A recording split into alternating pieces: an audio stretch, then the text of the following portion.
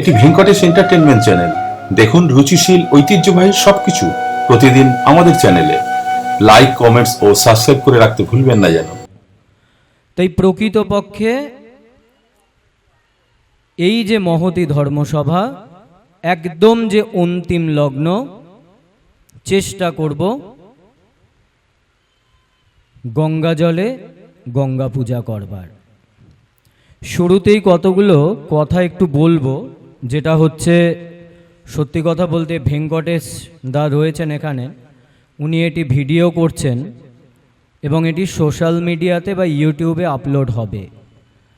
তাই কিছু ছোট্ট ছোট্ট কথা যেটা অসমাপ্ত আছে সেটাকে একটুখানি সমাপ্ত করবার চেষ্টা করব। শুরুতেই পূর্ববর্তী বক্তা রাজেশ সাহা দাদা সংক্ষেপে শ্রী গুরু ব্রহ্মের পূজা সম্পর্কে একটি উদাহরণ দিয়েছেন, যে দাদাদের মায়েদের ফুল বেলপাতা নিয়ে হাত জোড় করে গুরুদেবের চরণে দেওয়াই সংক্ষেপে শ্রী গুরু ব্রহ্মের পূজা। কথাটি সঠিক, শুধু সেটাকে আরেকটু ব্যক্ত করব।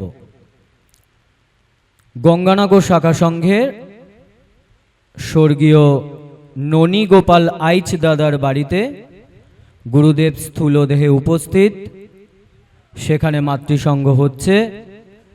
মাতৃসংঘ শুরু হবে তার প্রাক্কালে গুরুদেব সকল মায়েদেরকে বললেন, তোমরা প্রত্যেকে হাতে ফুল বেলপাতা নাও। এখন আমি তোমাদের যে প্রণাম মন্ত্র বলি তাহা বলিয়া আমার চরণে দিয়া সংঘ শুরু করো। তাহলে সংক্ষেপে শ্রী গুরু ব্রহ্মের যে পূজা, যেটা দাদা বললেন যে ওই প্রার্থনা চলাকালীন পূজা, এটাও বোধহয় আমাদেরই ভাব, বা হয়তো আমরা যারা করছি আমরা আমাদের ভাব অনুযায়ী করছি। যদি গুরুদেবকে ধরতে হয় তাহলে গুরুদেব যে পথ দেখিয়েছেন আমাকে সেই পথেই হাঁটতে হবে। সেখানে কাটা থাকলে কাটা, খোয়া থাকলে খোয়া, এবং সে রাস্তা যদি একদম খুব সুন্দর মার্বেল পাতা হয় তাহলে মার্বেল পাতা, যেটাই হোক না কেন আমাকে তা মান্যতা দিয়ে সেই পথেই হাঁটতে হবে। এবং সেই প্রসঙ্গে গুরুদেব ওই যে বাণীটি বললেন দাদা, যে গুরুদেব নবম ভক্ত সম্মেলনের নৈশ অধিবেশন অর্থাৎ দ্বিতীয় দিবসে যে নৈশ অধিবেশন হয়, রবিবার রাত্রি 3টার সময় গুরুদেব বলেছিলেন তার আগে অনেক কথা আছে। যখন তিনি এই ভাতৃসঙ্গ মাতৃসঙ্গ প্রসঙ্গে বলছেন, সেই বাণীটি আশীর্বাদ বাণীর 2য় খণ্ডে আপনারা পাবেন। বলছেন, প্রতিটি ঘরে ঘরে অনাড়ম্বরভাবে ভাতৃসঙ্গ মাতৃসঙ্গ স্থাপন করিয়া। অনাড়ম্বর, এই অনাড়ম্বরের এক একজন এক এক রকমের আমরা ব্যাখ্যা দিয়ে থাকি। আমার মনের গতিপথ যেরকম উন্নত, আমার ভেতরে প্রত্যেকটা গুরুদেবের বলা কথার যে ভাবার্থ তা আমার ভেতরে এক এক রকমভাবে প্রতিফলিত হবে। আমাদের প্রত্যেকের তো মনের গতিপথ সমান নয়, তাই প্রত্যেকের বোঝার ক্ষমতাটাও সমান নয়। এই অনাড়ম্বর যদি আপনি আমায় জিজ্ঞাসা করেন, আমি ধরে নিলাম আপনি গুরুদেবের ওই প্রসাদে শশা বাতাসা বা শুধু বাতাসাই দিয়েছেন, কিন্তু আপনি একটি 1000 টাকা দামের মালা পরিয়েছেন। আচ্ছা বলুন তো, এটা কি অনাড়ম্বর হলো? আমার তো মনে হয় না। আমার বিচার বুদ্ধিতে নয়, আপনাদের হতে পারে। ওই যে প্রথমেই বললাম, যার ভাব যেরকম, যার মনের গতিপথ, আমি যেভাবে আমার দিনকে পরিচালনা করছি, প্রতি মুহূর্তে আমি ঠাকুরের বাণী যেভাবে ধারণ করেছি, যেভাবে প্রতিপালন করছি, ঠিক সেইভাবেই কিন্তু আমার এই অন্তরে তা প্রতিফলিত হবে। ঠিক সেই রকমভাবে এই অনাড়ম্বর বললেই সবার আগে একটা চিত্র ভেসে ওঠে, শশা বাতাসা বা শুধু বাতাসা। অনাড়ম্বর হলে সব কিছুতে অনাড়ম্বর হতে হবে। ওই মালাটিতেও অনাড়ম্বর হতে হবে। এক ছড়া মালা, বাজারে সব থেকে কম দামের মালা, শুধু দেখবো যেন পচা ফুল বা পোকা ফুলটি না হয়, শুধু আমার লক্ষ্য এটাই থাকবে। কিন্তু আমার লক্ষ্য, আমি ওই বাটায় দিয়েছি শশা বাতাসা, কিন্তু একটা ফটো তুলে ফেসবুকে আপলোড করে দেব, তার জন্য একটা বেশ দামি বা ওই ব্যাঙ্গালোরের ফুল দিয়ে মালা এনে ঠাকুরকে পরিয়ে দিয়েছি, এটা অনাড়ম্বর বলে আমার মনে হয় না। আপনাদের হতে হয় কি না জানেনি এটা। দ্বিতীয় একটি কথা যেটা, সেটা হচ্ছে দাদা বললেন অসুয়া শূন্য হতে হবে। এক কথায় অসুয়া শূন্য হচ্ছে ভগবানের দোষ না দেখা। যদি আমি আমার কোনো কার্যে, আমার জীবনে তা উন্নতি অবনতি যাই হোক না কেন, কোনো ঘটন অঘটন যাই ঘটুক, কোনো কিছুতেই আমি ভগবানকে দোষারোপ করা বা দায়ী করতে পারবো না, আর এটা আমাদের করা উচিতও নয়। তার কারণ আমার এ জন্ম, আমরা আগে শুনলাম, আমার এ কর্মফল বাকি রয়ে গেছে, তাই আমার এ জন্ম। এ জন্মে মানুষ হয়েছে, হয়তো সন্দীপ হয়েছে, পরের জন্মে কি হব জানি না, গরু না ছাগল না ভেড়া, সত্যি জানি না, কেউ জানি না। এটা জানতে গেলে সাধন করে উন্নত হতে হবে, তবেই জানতে পারবো।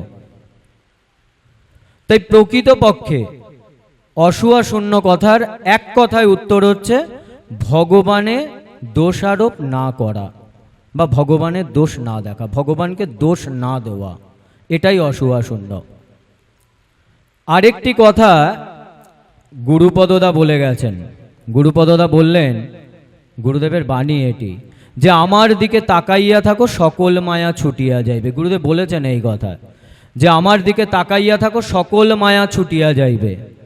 বিশ্বাস করুন, আপনাদের সামনে বসে বলছি, গুরুদেবের দিকে সত্যি তাকিয়ে থাকি, আমার এখনো মায়া ছোটেনি। ভাই যতক্ষণ তাকাই, কখনো যদি তাকাতে তাকাতে ওই ভাবে বিভোর হই, ওই ক্ষণিকের জন্য মায়াটা ছোটে। যেই আবার ওই তাকানোটা বন্ধ হয়ে যায়, এই মায়া এসে আবার গ্রাস করে। দাদা হাসছেন, বলুন তো এটার কারণটা কি? সত্যি আমার খুব জানতে ইচ্ছা করে এই কারণগুলো। কারণ গুরুদেব তো বলে গেলেন, কি সুন্দর জলের মতন বলে দিলেন গুরুদেব, যে আমার দিকে তাকাইয়া থাকো সকল মায়া ছুটিয়া যাইবে। আরে বাবা তাকাচ্ছি তো, কই মায়া তো ছুটছে না আমার। কারণটা কি? যেটা আমার মনে হয়, আমার ক্ষুদ্র বুদ্ধিতে যেটা আমি বিচার করে বুঝতে পেরেছি, আমরা প্রত্যেকে তাকাচ্ছি, আমিও তাকাচ্ছি, কিন্তু মায়া ছুটছে না। তার কারণ আমার তাকানোটা স্বার্থপরতা নিয়ে, আমার এই দৃষ্টিটা স্বার্থপর দৃষ্টিতে তাকাচ্ছি। আমি গুরুদেবের দিকে তাকাচ্ছি সকাল সন্ধ্যা, এবং তখনই তাকাচ্ছি যখন আমার কিছু প্রয়োজন, আমার যখন কিছু লাগবে। এখন আমার জীবনের ক্রাইসিস চলছে, সেই ক্রাইসিস পিরিয়ডে গুরুদেবের দিকে তাকাচ্ছি, আর হাত জোর করে দু হাত পেতে শুধু চাইছি। তাই মায়া ছুটে যাচ্ছে না, উল্টো মায়া এসে আরো গ্রাস করছে, প্রতি মুহূর্তে এই মায়ার মধ্যে ডুবিয়ে দিচ্ছে। কিন্তু গুরুদেব বলছেন যে জাহাজ তো সমুদ্রের তীরেই লাগানো আছে, যদি উত্তপ্ত বালুকা রাশি পার হইয়া জাহাজে উঠিতে না পারো, তাহা হইলে পড়িয়াই থাকিবে। তাহলে উত্তপ্ত বালুকা রাশিটা কি? এই উত্তপ্ত বালুকা রাশি হচ্ছে এই সংসার, যার মধ্যে আমরা প্রতি মুহূর্তে নিমজ্জিত। এই চাওয়া পাওয়ার সংসারে ডুবে গেছি পুরো, শুধুমাত্র চাই আর চাই। ওই গুরুদেবের গান আছে না, কেবল ধন চাই আর জন চাই, কামনার আর অন্ত নাই। তাই আমরা শুধুমাত্র চাই, আমরা চাইতে এসেছি। এই শ্রীগুরুর সঙ্গে এসেছি শুধুমাত্র গুরুদেবের সাথে give and take policy maintain করবার জন্য। তুমি আমার এই কাজটা করে দাও, তোমাকে একটা সোনার টিপ দেবো। তুমি আমার এই কাজটা করে দাও, বাড়িতে গুরু পূজা দেবো। মানে গুরুদেবের খাওয়া হয় না। গুরুদেব আমার বাড়ি গুরু পূজা দিলে তবে গুরুদেব খেতে পাবেন, গুরুদেব অনাহারে আছেন। এই হচ্ছে আমার ভাব। প্রতি মুহূর্তে আমাকে এই ভাব গ্রাস করছে। তাহলে আমার মায়া কি করে ছুটবে? আমি তো আবার মায়াতে ডুবে যাচ্ছি। এই মায়ার সমুদ্রে আমি শুধুমাত্র এই ঢেউতে উতাল পাতাল খাচ্ছি, কাজ কিচ্ছু হচ্ছে না। এবার এটা থেকে বেরোনোর উপায় কি, করণীয় কি? সত্যি আমার মতন এই ক্ষুদ্রাতি ক্ষুদ্র জীবের কাছ থেকে করণীয় কি আমি জানি না, আদৌ তার সঠিক পথ বলাটা সত্যি সম্ভব কিনা। তবে হয়তো আমার এই ক্ষুদ্র বুদ্ধিতে যতটুকুনি বিচার্য মনে হয়েছে ততটুকুনি ব্যক্ত করব, তার বাইরে বলতে পারবো না, সত্যি ক্ষমতা নেই, বলবো কি করে। আরো একটি কথা এখানে শুনলাম যে মানুষ তৈরির কারখানা হচ্ছে শ্রীগুরু সংঘ। দাদা বললেন যে ভাতৃসংঘ মাতৃসংঘই হচ্ছে মানুষ তৈরির কারখানা, আর অন্য কিছু নয়। আমার একটু আপত্তি আছে, দয়া করে কেউ অপরাধ নেবেন না, কারোর ভুল ধরবার জন্য কথাগুলো বলছি না, যুক্তি দিয়ে বলবো, যদি মনে হয় তা গ্রহণ করবেন, না হলে ফেলে রেখে যাবেন, কোনো অসুবিধা নেই।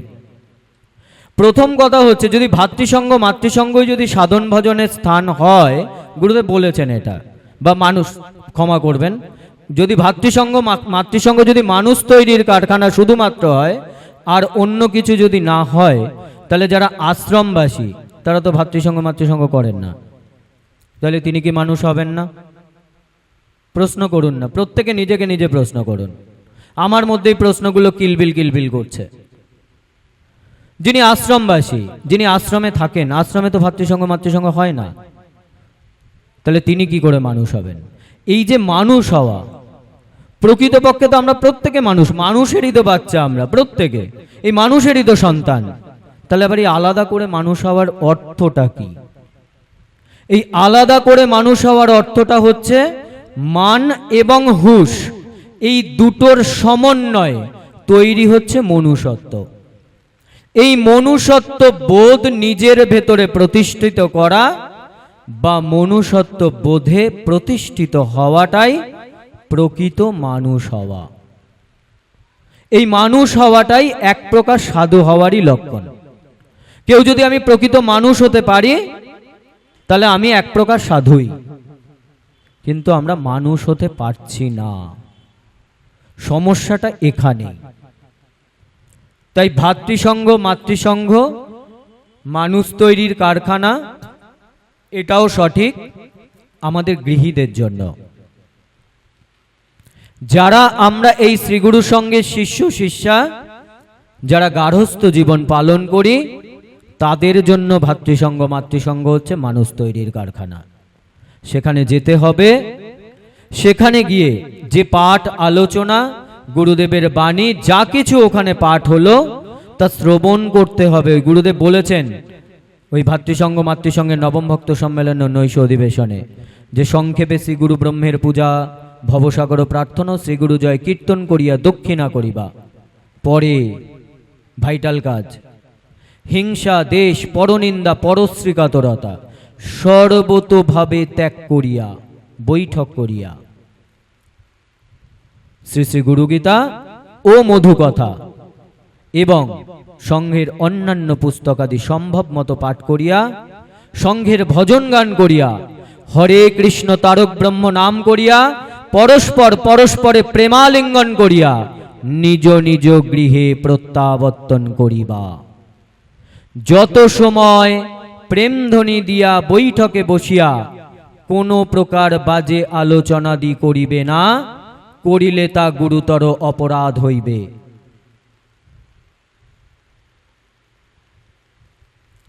তাহলে আমরা যারা গার্হস্থ্য জীবন গঠন করছি বা গার্হস্থ্য জীবন পালন করছি, আমাদের জন্য ভাতৃসংঘ মাতৃসংঘ মোস্ট ইম্পর্টেন্ট। আমাকে যেতে হবে এবং সেখানে সময় মতন যেতে হবে। ভাতৃসংঘ বা মাতৃসংঘের সময় বিকেল 3টে বা 4টে, আমি হেলতে দুলতে 5টার সময় গেলাম, বা যখন গান হবে তখন গেলাম।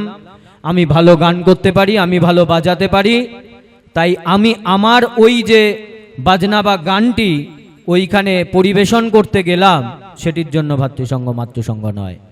ভাতৃসংঘ মাতৃসংঘ গুরুদেব বললেন সাধন ভজনের স্থান, উপাসনা ক্ষেত্র। তাই সাধন ভজন করতে গেলে সবার আগে নিজের জীবনকে নিয়মের মধ্যে বাঁধতে হবে। যতক্ষণ পর্যন্ত আমি আমার এই জীবনটাকে নিয়মে বাঁধতে না পারবো, ততক্ষণ পর্যন্ত 30 বছর 25 বছর 40 বছর 50 বছর যতই ভাতৃসংঘ মাতৃসংঘ করি, প্রকৃত মনুষ্যত্ব বোধে প্রতিষ্ঠিত হতে পারবো না বা প্রকৃত মানুষ হয়ে উঠতে পারবো না। দেখবেন আমরা যখন আমাদের সন্তান সন্ততিদের কোনো সাধু বাবাজির কাছে নিয়ে যাই, বা ধরুন এখন এখানে স্বামীজি উপস্থিত আছেন, আমি বা এখানে কেউ একজন কোনো মা বা বাবা তার সন্তানকে এনে বলেন ওনাকে প্রণাম করো, স্বামীজিকে বলবেন ওকে আশীর্বাদ করো যেন ওর বুদ্ধি শুদ্ধি হয়, বলি কিন্তু আমরা এটা, যেন ওর বুদ্ধি শুদ্ধি হয়। বা আমরা কথায় কথায় বলি তো তোর বুদ্ধি শুদ্ধি নেই। এই বুদ্ধি শুদ্ধি অর্থাৎ আমাদের শুদ্ধ বুদ্ধির অভাব আছে। বুদ্ধি আমাদের প্রচুর আছে, কে বলে আমার বুদ্ধি নেই? প্রচুর বুদ্ধি আছে আমার এরকম বুদ্ধি আছে আমি আপনার মোটামুটি জীবনটি শেষ করে দিতে পারি, সেই বুদ্ধি আমার প্রচুর আছে। কিন্তু আমাদের যেটা অভাব আছে সেটা হচ্ছে শুদ্ধ বুদ্ধির অভাব আছে। প্রকৃতপক্ষে আমাদের শুদ্ধ বুদ্ধির এই অভাবের জন্যই আমাদের জীবনের প্রতি মুহূর্তের যে কার্যকলাপ তা বিপথে চালিত হচ্ছে। গুরুদেব বললেন না যে কালী ভজ আর কালা ভজ বুদ্ধি সোজা হওয়া চাই। তাই আমি যাই ভজনা করি না কেন, এই কালী ভজি আর কালাই ভজি, যতক্ষণ পর্যন্ত আমার এই মস্তিষ্কে অবস্থান যে বুদ্ধি, সেই বুদ্ধি যতক্ষণ পরিমার্জিত না হবে, সেই বুদ্ধি যতক্ষণ পর্যন্ত সরল না হবে, সেই বুদ্ধি যতক্ষণ অবধি শুদ্ধতায় পরিবেশিত না হবে, ততক্ষণ পর্যন্ত আমার দ্বারা অর্থাৎ এই সন্দীপের দ্বারা কোনো ভালো কাজ হবে না, এটুকুনি জেনে রাখুন, এটা একদম পরিষ্কার। তাই আমাদের প্রত্যেকের উচিত, এই স্কচ ব্রাইট বাজারে পাওয়া যায় কিনা জানা নেই, এই স্কচ ব্রাইট আমাদের প্রত্যেকের নিজের ভেতরে আছে, সেটা দিয়ে এখন থেকে ঘষা মাজা একটু শুরু করে দিন। এই বুদ্ধিটাকে রোজ একটু ঘষি, যাতে বুদ্ধিটা প্রকৃতপক্ষে শুদ্ধ বুদ্ধিতে ট্রান্সফার হয়, আমাদের কুবুদ্ধি যেন সুবুদ্ধিতে পরিণত হয়। তবেই কিন্তু ওই কালী আর কালা ভোজে সাকসেস, আদারওয়াইজ না। শেষে যে একটা কথা উঠল, যেটা হচ্ছে পরবর্তী প্রজন্মকে আনতে হবে। একদম যে সুনীল পাল দাদা এই তার বক্তব্যের মাধ্যমে এই কথাটি বলেছেন যে পরবর্তী প্রজন্মকে আনতে হবে, একদম বাস্তব সত্যি কথা। এখানে দেখুন আজকে যারা বসে আছেন, স্বামীজিও বললেন, খুব সুন্দর কথা বলেছেন, অধিকাংশ দেখুন মায়েরাই বসে আছেন, দাদারা একদম হাতে গুনে বলে দেওয়া যাবে কতজন আছেন, বা যে কজন দাদা আছেন অধিকাংশই কিন্তু বয়স্ক। এই অঞ্চলে কি ইয়াং জেনারেশন ভাতৃমাতৃ মানে ছেলেরা বা মেয়েরা কি নেই? আছে তো, প্রচুর আছে। এই চাকদা অঞ্চলে কি ইয়াং যে যুব যে সমাজ, সেই যুব সমাজ কি নেই? প্রচুর আছে। তাহলে তারা আসছে না কেন? বা তাদের আজকে এই ধর্মপথে বা এই ধর্মসভায় তাদের একটা অ্যালার্জি আছে, কেন অ্যালার্জি সেটা কখনো আমরা খুঁজে দেখেছি? আমরা কেউ খুঁজে দেখছি না, কিন্তু কেউ এটাকে কিন্তু একবার হাতিয়ে দেখছি না যে সত্যিই তো গুরুদেব চাইলেন যে আমার বংশ পরম্পরায় যেন শ্রীগুরু সঙ্গ উপাস্য হয়। গুরুদেব বললেন যে আমি চাই তোমাদের বংশ পরম্পরায় শ্রীগুরু সঙ্গ উপাস্য হোক, ইহাই আমার একমাত্র ইচ্ছা। গুরুদেব বললেন এই কথা, গুরুদেব চাইছেন আমাদের বংশ পরম্পরায় শ্রীগুরু সঙ্গ উপাস্য হোক। আমি করছি, এরপরে আমার ছেলে করবে, তার ছেলে করবে, এটা তো গুরুদেব চাইছেন। তাহলে আমি কেন এখানে ফেলিওর? আমি কেন আনতে পারছি না? আমার এখানে কোথাও ভুল নেই তো? আমার কর্মের দ্বারা, আমার বাক্যের দ্বারা আমি কাউকে আঘাত করে ফেলছি না তো? আমার যেটা মনে হয় এখন যে বর্তমান যে যুব সমাজ, কি ভাতৃ কি মাতৃ, ছেলেরা বা মেয়েরা, এরা প্রচন্ড সেন্সিটিভ। এরা যদি দেখে যে ধর্মক্ষেত্রে এসে সেখানে শুধুমাত্র দলাদলি আছে, বা ওই ইঁদুর দৌড়বার মাকড়সার মতন, মানে একজন উঠতে যাচ্ছে আর একজন ঠ্যাং টেনে নামিয়ে দিচ্ছে, তারা আসবে না। তারা আসবে না, গ্যারান্টি দিয়ে বলে যাচ্ছি। তাই আমাদের কার্যে শুদ্ধতা আনতে হবে, আমাদের বলা কথায় শুদ্ধতা আনতে হবে। আমরা যেন পরবর্তী প্রজন্মকে আঘাত না করি। প্রতি মুহূর্তে আমাদের যে কোথায় দোষ আছে তা খুঁজে বার করতে হবে। আমাদের তো দোষ নিশ্চয়ই আছে, নাহলে আসছে না কেন, সেটা তো একবার সবাইকে ভাবতে হবে। আমাদের প্রত্যেকের ক্ষেত্রে এটা এখন প্রযোজ্য। এটা আমি বলে ফেলছি বারবার বিভিন্ন ধর্মসভাতে, ইদানিং এখন গিয়ে এই কথাটা বেরিয়ে যাচ্ছে মুখ থেকে, এই উদাহরণ দিতে গিয়ে। দেখবেন যখন পরিবারে, বিশেষ করে এটা আমাদের পরিবারে দেখা যায়, যখন ছেলের বিয়ে হয় তখন দেখবেন বাড়িতে অশান্তি শুরু হয় ছেলের বিয়ের পরে। তার কারণ হচ্ছে এই অশান্তিটা লাগে কিন্তু হচ্ছে শাশুড়ি আর বৌমার মধ্যে, বাবা ছেলের মধ্যে খুব কম হয়, হয় না বললেই চলে। এই শাশুড়ি আর বৌমার মধ্যেই অ্যাকচুয়ালি অশান্তি।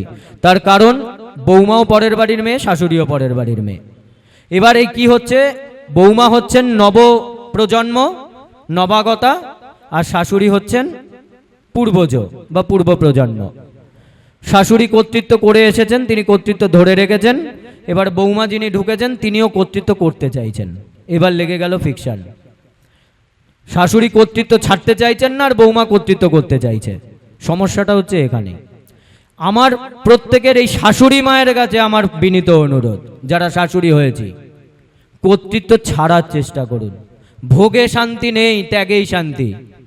একটু ত্যাগ করবার চেষ্টা করি না আমরা, কি সমস্যা আছে? যদি আমার বৌমা যদি সংসারের দায়িত্বটি নিতে চায়, দেই না তার হাতে তুলে। তার কারণে তো বৈদিক যুগে চতুরাশ্রম তো আমরা শুনেছি, পড়েছি। এটা গার্হস্থ, ক্ষমা করবেন, ব্রহ্মচর্য, গার্হস্থ, বানপ্রস্থ, সন্ন্যাস। আপনি শাশুড়ি মা হচ্ছেন তো বানপ্রস্থের সময়। এবার তো আপনাকে এই সংসার থেকে বিদায় নেবার পালা। মানে আপনি সংসার থেকে বিদায় নেবেন মানে বৃদ্ধাশ্রমে যাবেন এটা নয়, কিন্তু সংসারেই থাকবেন। সংসারের মাথায় বসে শুধুমাত্র আপনার যে পরবর্তী প্রজন্ম তাকে গাইড করবেন। আপনাকে কর্তৃত্ব করতে হবে না, তাকে গাইড করাটা হচ্ছে আমার কাজ। তারপরে তো সন্ন্যাস হচ্ছে সমস্ত কিছু নাশ হয়ে যাওয়া। তা একটু যদি আমরা ত্যাগ করি, দেখুন না, একটু ত্যাগ করে যদি পরবর্তী প্রজন্মকে আনতে পারি। যদি পরবর্তী প্রজন্ম না আসে, তাহলে এই শ্রীগুরু সংঘের যে পতাকা কাদের দ্বারা উঠবে? কি করে চলবে এই শ্রীগুরু সংঘে? এই যে শ্রীগুরু সংঘের যে কর্ম, কারা বহন করে নিয়ে যাবে? পরবর্তী প্রজন্মই তো বহন করবে। আজ আমি ইয়াং আছি, এরপরে তো আমি বৃদ্ধ হব, তারপরে আমি মরে যাব, তাহলে কি হবে? তাই পরবর্তী প্রজন্মকে আনতে হবে। এটা বলাটা সহজ, আনাটা অনেক কঠিন। আনতে গেলে আমাদেরকেই কিন্তু চেষ্টা করতে হবে প্রতি মুহূর্তে। আমার বলা কথা বা আমার করা কাজ যদি সেখানে কোনো প্রকার ভুল থেকে থাকে, তা সংশোধন করে নিতে হবে। সংশোধন করে তবেই কিন্তু আমি পরবর্তী প্রজন্মকে আনতে পারবো। না হলে শুধুমাত্র হুইপ করে বা আমি শুধুমাত্র কর্তা সেজে বসবো, তাকে চাকর বানাবো, আসবে না কেউ। গ্যারান্টি দিয়ে গেলাম, আপনি একটু মিলিয়ে দেখে নেবেন, প্রত্যেকে কেউ আসবে না, এখানে গ্যারান্টি দিয়ে বলে দিয়ে গেলাম। তার কারণ এখনকার যে প্রজন্ম, এরা আমাদের থেকে অনেক বেশি উন্নত, অনেক অনেক বেশি উন্নত। এখন সোশ্যাল মিডিয়ার যুগ, তারা সমস্ত কিছু দেখতে পায়, আমাদের থেকে অনেক বেশি অ্যাডভান্স। তারা এই সমস্ত জিনিসের মধ্যে ঢুকতে চাইছে না। তাই আমাদের কর্মে শোধন করতে হবে, না হলে কিন্তু আমরা আনতে পারবো না। এটা সুদূর পড়া হতো। এইবারে সময় আছে?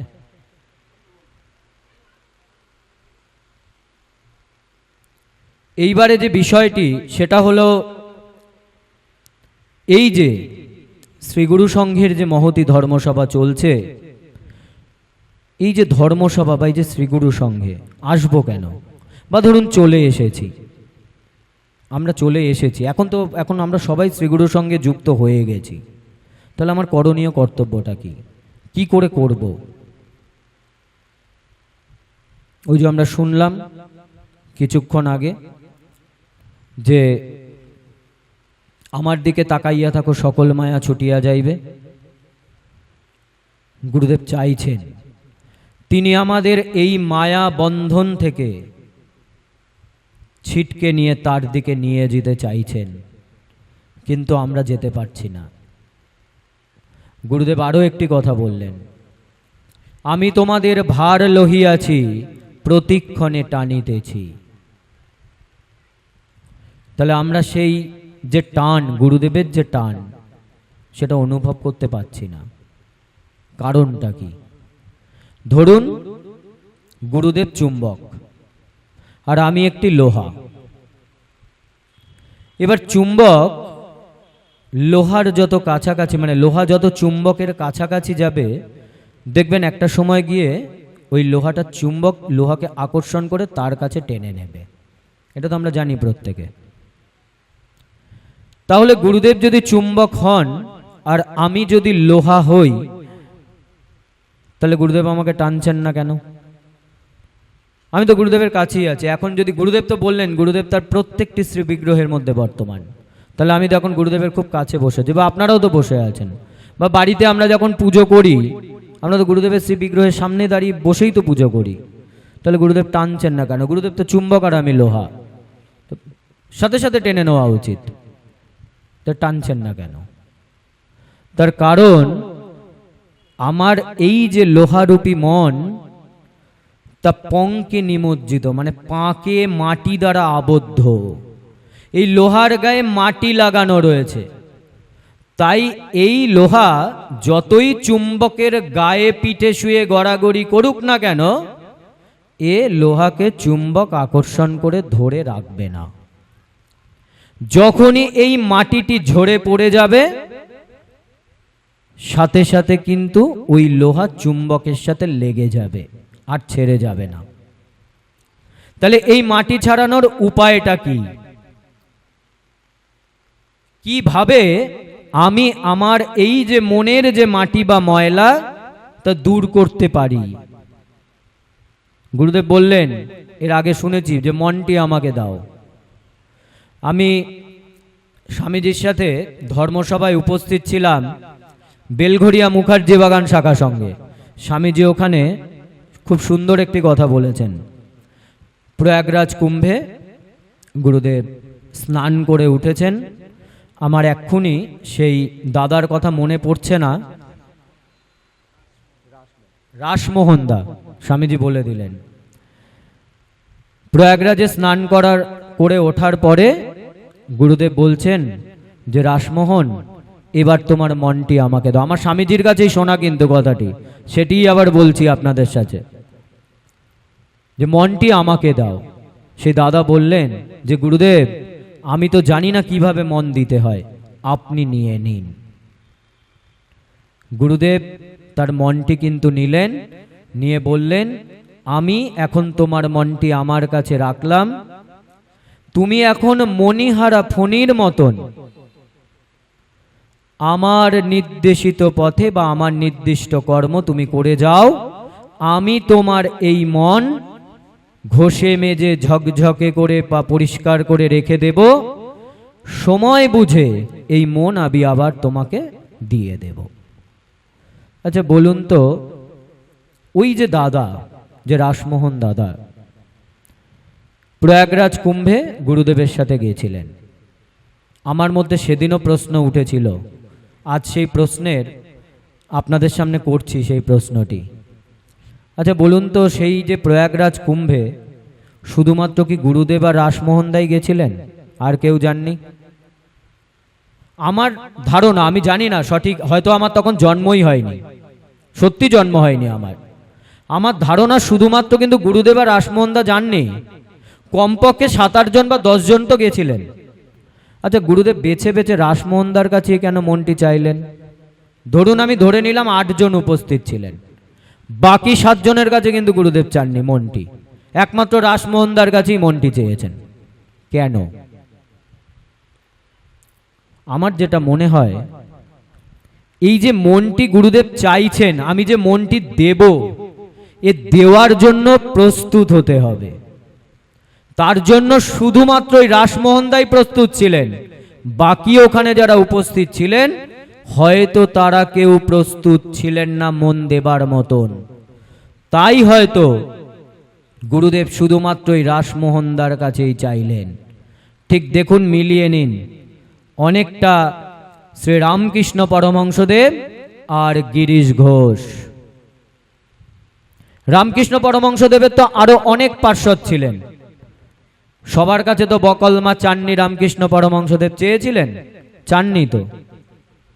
বেছে বেছে গিরিশ ঘোষের কাছেই বকলমা চেয়েছিলেন। গিরিশ ঘোষ তো সারাক্ষণ মদের নেশায় চুর হয়ে থাকতেন। দেখুন, ওই তমগুণের যে খাদ্য, মদ হচ্ছে তমগুণের খাদ্য, সেই তমগুণের খাদ্য খেয়েও তিনি বকলমা দিতে পেরেছিলেন, আর আমি পণ্ডিত, আমি দিতে পারছি না। এই মনটি দেবার জন্য নিজেকে তৈরি হতে হবে। তা প্রতি মুহূর্তে, প্রতিদিন অভ্যাস যোগের মাধ্যমে আসবে, এমনি এমনি আসবে না। একদিনে বলে দিলাম যে আমার মন তৈরি হয়ে যা, তৈরি হয়ে যাবে, হবে না, এত সোজা নয়। এটা প্রত্যেক দিনের আমরা যে কাজ করে যাচ্ছি, প্রতি মুহূর্তে যে কর্ম করছি, তার মধ্যে শুদ্ধতা আনতে হবে। সেখানে স্বয়ং গুরুদেবকে বসাতে হবে। প্রতি মুহূর্তে গুরুদেবকে সাথে করে নিয়ে চলতে হবে। কি রকম ভাবে? গুরুদেব যে বাণী দিয়েছেন, গুরুদেব যে চলার পথ দিয়েছেন, সেই পথেই কিন্তু আমাকে চলতে হবে। আমি চলতে চলতে চলার পথে ভুল করে ফেলবো, তার কারণ এটা আমার জন্ম জন্মান্তরের পুঞ্জীভূত সংস্কার নিয়ে আমি জন্মেছি, এটা আমার অভ্যাস, আমি করে ফেলবো। কিন্তু করে ফেলে তার জন্য সংশোধন হবার চেষ্টা করতে হবে। সেই মুহূর্তে স্বয়ং গুরুদেবের বাণী তথা গুরুদেবকে এনে বসাতে হবে যে আমার দ্বারা এই ভুল কাজটি হয়ে গেল, ঠাকুর তুমি তো এটি করতে বারণ করেছো, আমি তো করে ফেললাম, আমি তোমার কাছে ক্ষমা প্রার্থী, আমার দ্বারা যেন এ কাজ আর কখনো না হয়। এবং সাথে সাথে ওখানে ব্রত গ্রহণ করতে হবে যে আমি এ ভুল আর দ্বিতীয়বার করব না। কিন্তু যদি আমি বারবার ওই একই কাজই করি আর বারবার ক্ষমা চাই, এটাও কিন্তু এক প্রকার কুঅভ্যাসের মধ্যেই পড়ে গেল, এটাও কোনো সুঅভ্যাস নয়। তার কারণ আমি ভেবে নিয়েছি, আমি ভাবছি, এটা সবটাই কিন্তু আমার ভাবনা, আমি ভুল করবো, ওই ঠাকুরের কাছে যাব, গিয়ে ক্ষমা চেয়ে আসবো, হয়ে যাবে। গুরুদেব বলেছেন ভাতৃসঙ্গে মাতৃসঙ্গে গিয়ে তোমরা যে পাপ করো তা আমার চরণে ঢালিয়া আসো। একদম ঠিক কথা, কিন্তু আমরা মানেটাকে উল্টো করে ফেলেছি। আমরা ধরে নিয়েছি ওই প্রত্যেক সারা সপ্তাহ ধরে পাপ করব, যাব একদিন গিয়ে ঢেলে দিয়ে চলে আসবো, বেরিয়ে এসে আবার পাপ করব, আবার পরের সপ্তাহে গিয়ে ঢেলে দেবো। না, মানে অনেকটা সেই ওয়াশিং মেশিনের মতন, যাব গিয়ে পাপ ধোবো, আবার চলে আসবো, ফ্রেশ হয়ে চলে এলাম, এরকমটা নয়। ওখানে পাপ আমি ঢালবো এবং সাথে সাথে প্রতিজ্ঞাবদ্ধ হব, ব্রত নেব, ঠাকুর আমার দ্বারা যে কাজ হয়ে গেল, যে পাপ হয়ে গেল, আমার দ্বারা যেন এই পাপ আর দ্বিতীয়বার না হয়। তবেই কিন্তু আমার এই মানুষ হতে পারবো, বা আমার এই কার্যের শুদ্ধতা একটু একটু করে বৃদ্ধি পাবে, নচেত নয়।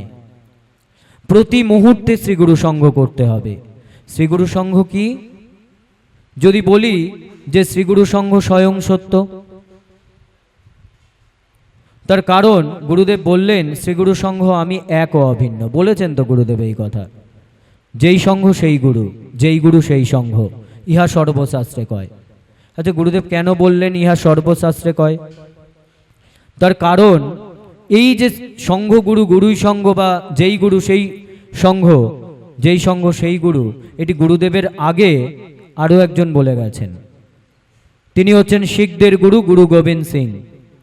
গুরু গোবিন্দ সিং বলেছিলেন, সঙ্গ হি মেরা রূপ হ্যায় খাস, সঙ্গ মে হি মে করু নিবাস। তাহলে সঙ্ঘ গুরু, গুরুই সঙ্ঘ যদি এটা হয়, তাহলে শ্রীগুরু সঙ্গ তো সত্য হতে পারে। তার কারণ গুরুদেব তো স্বয়ং পরম ব্রহ্ম। কিছুক্ষণ আগেই আমরা বেদের কথা শুনলাম স্বামীজির মুখে, সত্যরূপং পরম ব্রহ্ম।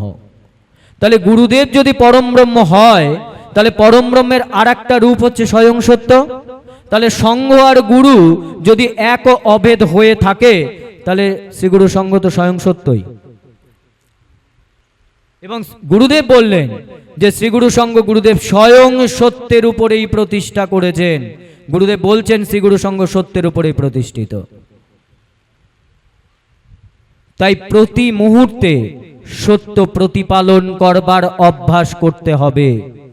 প্রতি মুহূর্তে সত্য প্রতিপালন করতে হবে।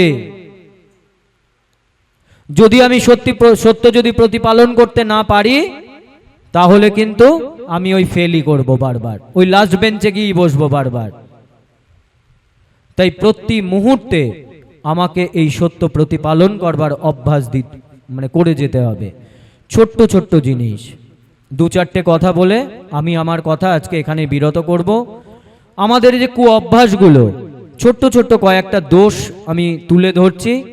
যদি আমরা সত্যি কেউ এই দোষে দুষ্ট হয়ে থাকি, তাহলে আমরা একটু চেষ্টা করব নিজেদেরকে সংশোধন করে নেবার। প্রথম কথা হচ্ছে, সত্য প্রতিপালন করতে গেলে নিজের জীবনে নিয়মানুবর্তিতা বা সময়ানুবর্তিতাকে আগে সবার আগে পালন করতে হবে।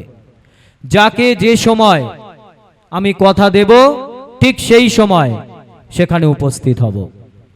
এটাও কিন্তু এক প্রকার সত্য রক্ষা। আপনি কাউকে বললেন সন্ধ্যে 7টায় যাবেন, তিনি 7টায় উপস্থিত, 7টা 10, 15, 20 হয়ে গেছে, আপনি আর যাচ্ছেন না। এবার আপনার কাছে ফোন এলো, আপনি আছেন হয়তো কাঁচরাপাড়ায়, বলে দিলেন এই তো দাদা কল্যাণী পার হয়ে গেছি, কিন্তু আছেন কাঁচরাপাড়ায়। এই মিথ্যের অবতারণা হলো। প্রথম হচ্ছে, আপনি যে সময় দিলেন সন্ধ্যে 7টা, সেটাও রাখতে পারলেন না, ওটাও একটা মিথ্যা। আবার আছেন কাঁচরাপাড়ায়, বলে দিলেন হয়তো মদনপুর, এটা আরো বড় মিথ্যা।